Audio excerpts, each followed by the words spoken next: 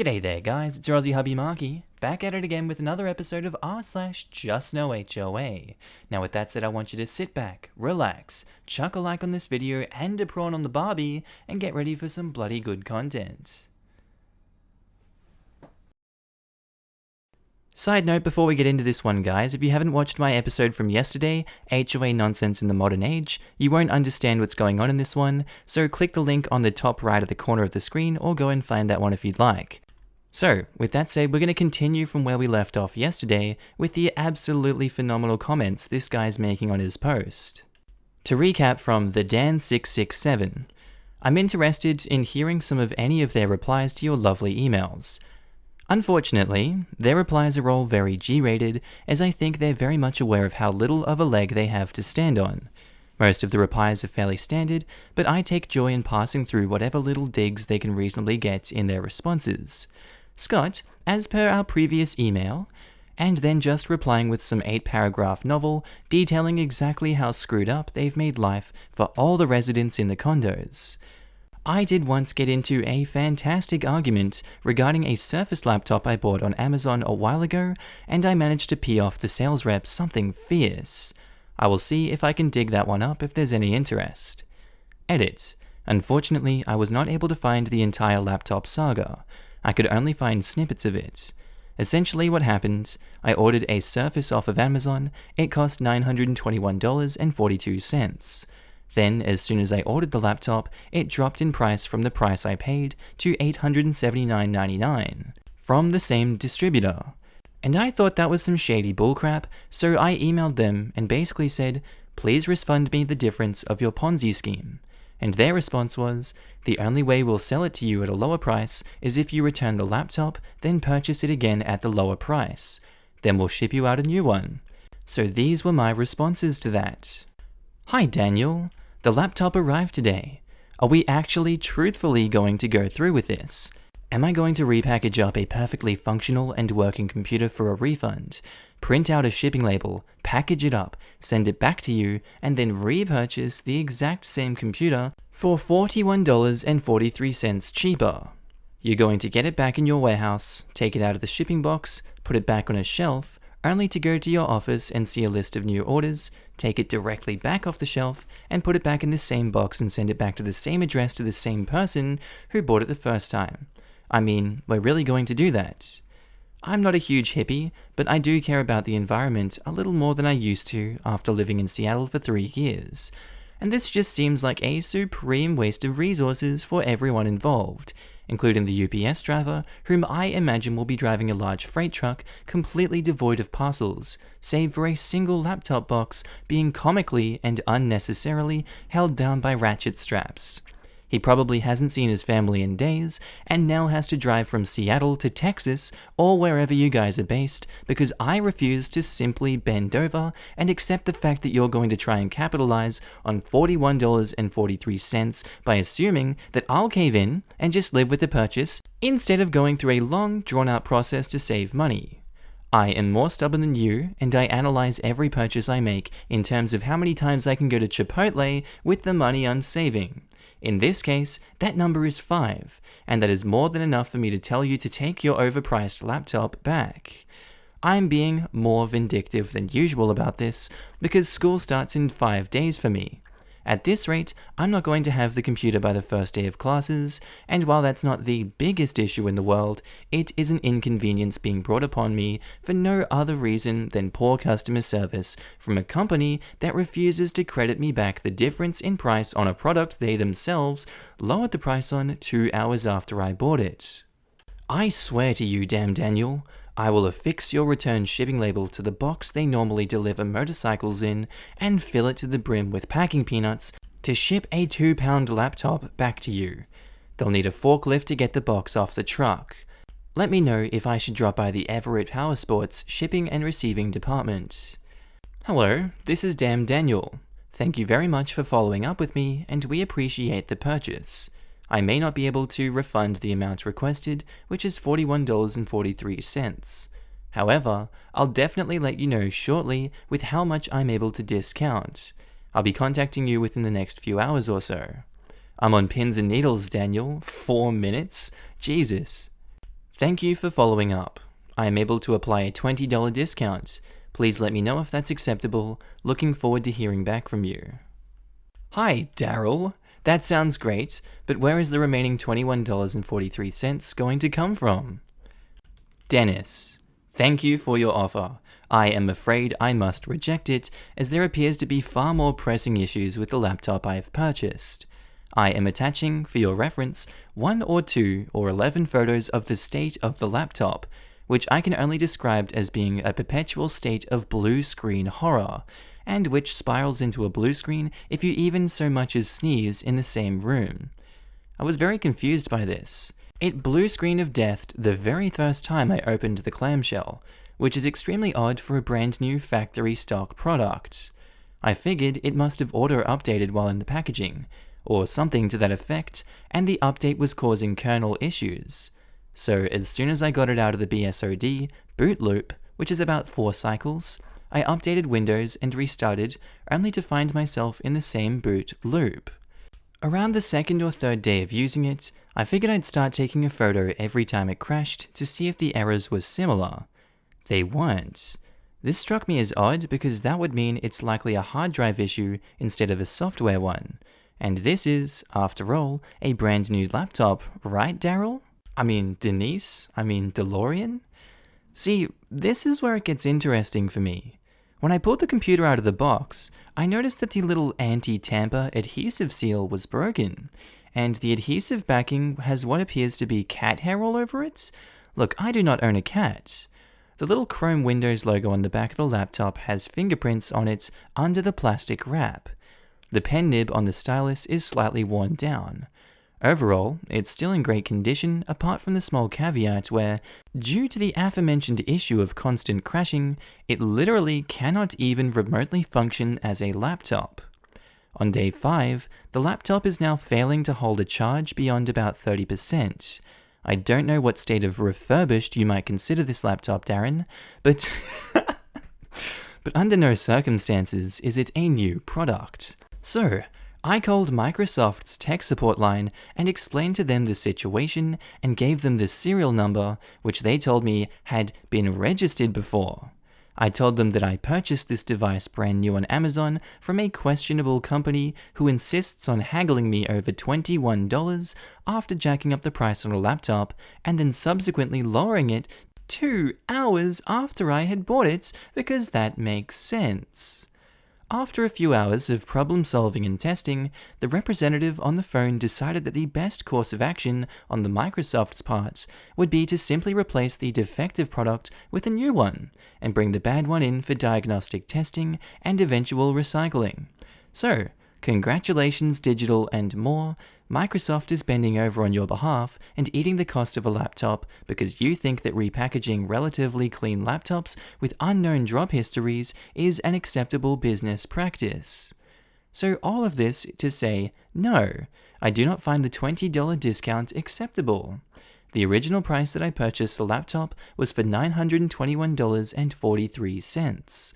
And the price you lowered the laptop subsequently to was $879.99, a difference of $41.43. Unfortunately, by the time I had started having the conversation with you about the price difference, the only screenshot I was able to grab of your retailer selling laptop at a cheaper price was at $887, which makes the difference $34.42. It is entirely up to you which of those numbers you'd like to apply as a discount, although I imagine I know which one you'll be choosing based upon our previous interactions. Truthfully, I do feel like the money is a bit of a compromise. What I'm really after would be a nice seared ahi steak or tilapia braised in wine sauce, because usually when someone screws me this hard, they at least have the decency to take me out to a nice dinner afterward. I suppose the $34.42 will have to suffice. There is a great seafood place around here called Anthony's, and I think $34 is at least enough to utilize the wine pairing menu. So there's that. Your new furbished laptop is on its way to Microsoft in a few days. I strongly suggest you check your stock for other units that might be opened already and remark them as refurbished unless you want similar customer experiences such as this one. I would make some sort of thinly veiled threat about how the price match refund is the only thing keeping me from writing a scathing 1-star review on Amazon of this transaction. But honestly, I really do feel that these long-winded emails get my point across far better than by being unnecessarily bitchy on social media and public review repositories. People are more likely to rate a transaction 1 star and reflect poorly on the seller because Hurricane Irma got in the way of the UPS truck for a day than they are because of some actual issue with something that was the seller's fault in the first place. So I feel they're not an accurate reflection of how a seller does business. Refusing a $40 credit for a price change and then shipping out a broken product, however, is. Good job. Please don't forget to examine the attached images, they're very important to the narrative. Best, Scott. And it's just 6 pictures of the blue screen of death. Gotta say I love that for you, Scott. That is terrible. HB Rider 1 says, I thoroughly enjoyed that the price of a Chipotle is a standard measurement for you. I mean, it really is second nature at this point. A burrito used to cost $6.71 before the prices increased a few months back. I don't like change, and am one of those weird people who would eat the same thing for like 90 days straight and be totally happy with it. I'm also a reasonably financially responsible person with a savings account and good purchasing choices, but the one thing I do allow myself to spend money on is purchasing a meal for lunch every day. I don't really like packing my lunch, and it's just one of those vices most people try to eschew, but I allow it as an expense because I enjoy it. So when that choice is compromised, I tend to get angsty about it. I also feel that Chipotle is universally relatable, and almost anyone can understand the pain on losing out on cheap, pseudo-healthy fast food. So I use it often as a relationship-building tool with people that I email. 4th and Pike Chipotle? Because somehow that's my favorite Seattle Chipotle, even with the fact that it's basically on the corner of 3rd. I used to go to that one, don't anymore though. Does that guy with the Jesus Save sign and sermon still camp there, or has he moved on? He's always gone until summer gets close. I figure he'll show back up in May. Oh, you guys know that guy? Now that's over, we're back onto the topic of HOA. Peach Apache says, my HOA is $350 per month. I wish I had your courage, senor. At the very least, make them extract the money with pliers. Don't just hand it over. My fee is exactly the same. You are literally entitled to crap like this. You are giving them over $4,000 a year. Make your concerns voiced. What in the hell? That's a freaking car payment every month, but you can never escape unless you decide to leave your home. When looking for condos around where I live, I think the cheapest fee I found was $200 to $250. Condos are expensive to manage, and unless an owner is involved on the board, they have absolutely no care or concern for why fees raise every year and why that is practically inevitable. They just tramp and act like they are being taken advantage of. The best owners A. know what they bought into, B. maintain at a minimum or enhance what they bought into, and C. do their diligence to understand what's going on or know they aren't doing their part and keep their mouths shut. Captain Tripp says, dear fudging God, that is expensive. My HOA fees are $115 a month, and that includes grass mowing, snow plowing, not just the roads, driveways too, hedge and tree clipping, and street repairs. Screw your HOA. Screw them to death. Jesus. Fudging run for the board just so you can tell them how incompetent they are in an official capacity.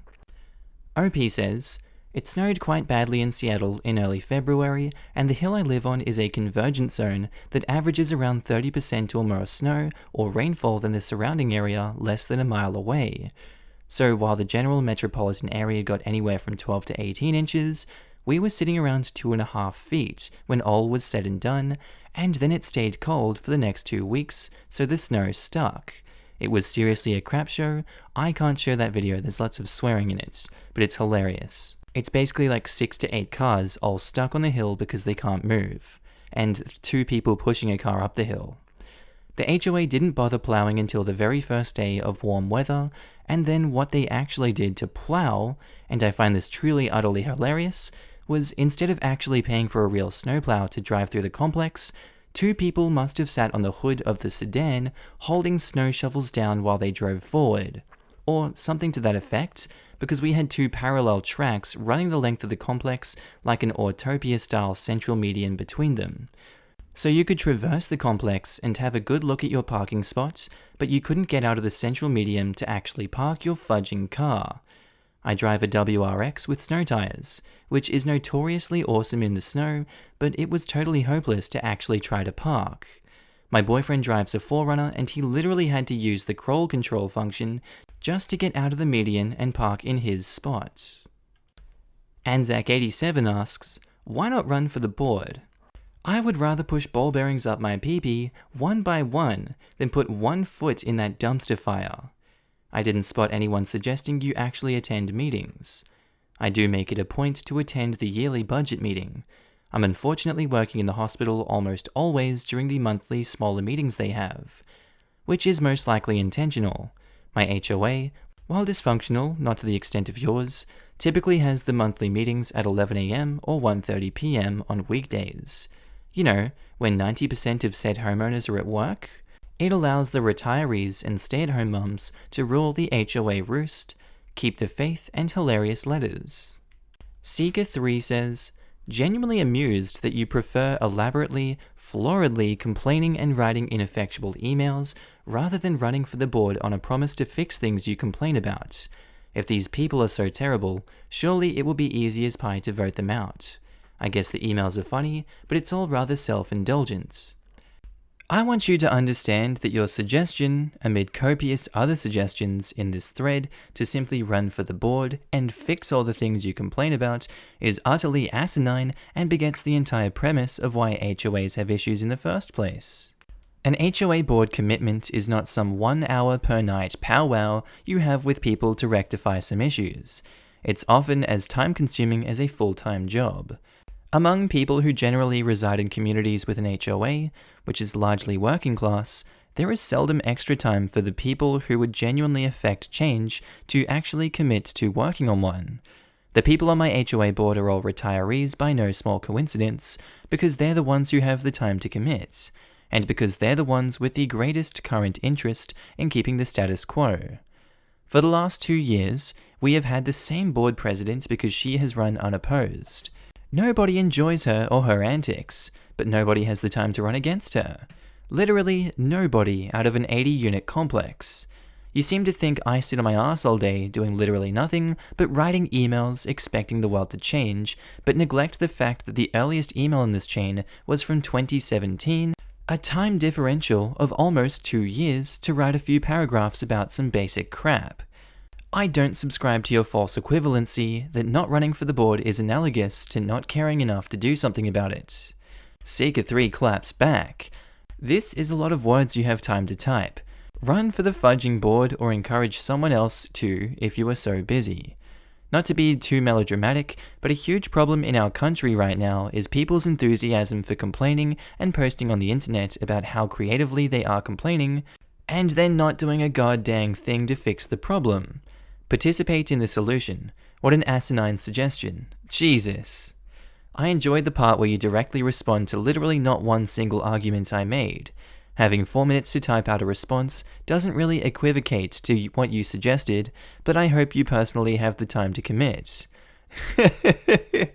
In regards to the original post last episode, Mrs. Woody96 says, I'm pretty sure they have to provide a report of what the dues cover, what they actually pay for those services, and what is held in savings for big things like roof replacement, painting the building, etc. When they ask for an increase in dues, they are required to state the reason for the increase, such as cost for landscape maintenance increased, or roof will need to be replaced within 2 years and we do not have enough set aside, etc. They are accountable for how they are spending your money. Insist on seeing the breakdowns. Pretty sure if they won't give a reason for the increase, getting a breakdown will be even harder without paying for a lawyer to pry it out of their cold, stupid hands. Find out exactly what the law is regarding disclosure and send them a copy of those laws if they will not provide that information. Not disclosing the budget is a huge red flag and needs to be looked into. Second last comment thread by SweetieT1180. I help manage HOAs and I send letters like these to the board, but yours are hilarious. I love the amount of Chipotle you could buy. I just get ones like, my toilet isn't working, so I refuse to pay my dues. Normally, in the governing documents, it will say the board is required to maintain and repair on a normal basis or they can get in trouble. I'd look there. There is nothing worse than a crappy board. You can vote to have them removed. Or you can step up and volunteer. Even without time to spend on it, that sounds likely to be an improvement all round. How much time does it take to vote against? I see some awful HOA abuses on this sub. I also see victims not using a relatively democratic system to stand up for themselves. Go to the meetings, ask firmly, WTF mate. Tell the secretary you want the answers recorded. Depends on your documents and state laws. Normally, you can get majority vote or signatures from owners to have them removed. It can be hard getting on a board if they like things the way they are. I've seen some really nasty crap pulled with the voting process, or shady boards in general. One I used to manage would turn their backs on the owners at each meetings to discuss things. They bullied people to resign and then put 2 of their friends on. Then they screamed at parents of children that lived there and used the pool. Just really look at your documents if you want answers.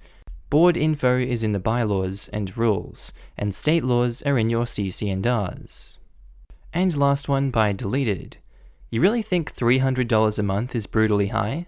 OP replies, I can tell from the way you phrased your question that you don't think that's very high, and perhaps relative to other HOA fees, that isn't too bad.